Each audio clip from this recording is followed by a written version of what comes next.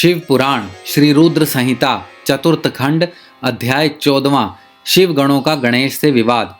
ब्रह्मा जी बोले, नारद, शिव गण अपने प्रभु भगवान शिव की आज्ञा पाकर द्वार पर पहुंचे और द्वारपाल बने श्री गणेश को वहां से हट जाने के लिए कहा, परंतु जब गणेश ने हटने से साफ इनकार कर दिया और शिव गणों को डांटा फटकारा तो वे भी गणेश से लड़ने लगे और बोले, ओ मूर्ख बालक, अगर तू अपने प्राणों की रक्षा करना चाहता है तो अभी और इसी वक्त महल के द्वार को छोड़कर यहाँ से चला जा, अन्यथा दंड पाने के लिए तैयार हो जा। यह देखकर गणेश को क्रोध आ गया और वे कठोरता पूर्वक शिव गणों से बोले कि तुम इसी समय यहाँ से दूर चले जाओ, वरना मेरे क्रोध को भुगतने के लिए तैयार हो जाओ। गणेश की बातें सुनकर शिवगण हंसने लगे। फिर द्वारपाल श्री गणेश को डांटते हुए बोले, मूर्ख, हम भगवान शिव के गण हैं और उनकी आज्ञा से ही तुम्हें यहाँ से हटाने के लिए कह रहे हैं। अब तक तुम्हें बालक समझकर हम छोड़ रहे थे, परंतु तुम तो बहुत ही हठी बालक हो जो मानने को बिल्कुल भी तैयार नहीं हो। अभी भी कहते हैं कि शीघ्र ही यहाँ से हट जाओ, अन्यथा मार दिए जाओगे। शिवगणों के इन वाक्यों को सुनकर गणेश जी अत्यंत क्रोधित हो गए। उन्होंने शिवगणों को डांटा और धमका कर वहां से भगा दिया।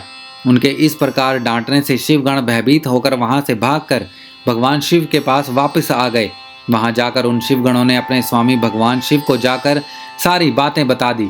यह सुनकर भगवान शिव ने क्रोधित होकर श्री गणेश को द्वार से हटने का आदेश अपने गणों को दिया।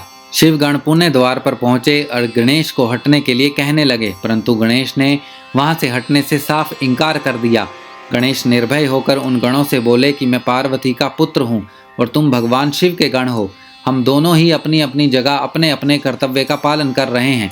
तुम शिवजी की आज्ञा मानकर मुझे द्वार से हटाना चाहते हो, परंतु मैं अपनी माता की आज्ञा मानते हुए उनकी बिना आज्ञा प्राप्त किए किसी को भी इस द्वार से प्रवेश करने की आज्ञा नहीं दे सकता। अतः मुझे बार बार द्वार से हटने के लिए ना कहो और जाकर अपने आराध्य स्वामी को इसकी सूचना दे दो। तब शिवगण भगवान शिव के पास गए और उन्हें सब बातों से अवगत करा दिया। भगवान शिव तो महान लीलाधारी हैं, उनकी बातों को समझ पाना अत्यंत कठिन है। यह सुनकर उन्होंने अपने गणों से कहा कि वह छोटा सा बालक अकेला तुम्हें डरा रहा है और तुम इतनी अधिक संख्या में होकर भी उससे डर रहे हो। जाओ, जाकर उससे युद्ध करो और उसे बंदी बनाकर द्वार के सामने से हटाकर ही मेरे सामने आना। श्री रुद्र संहिता चतुर्थ खंड अध्याय 14वां समाप्त।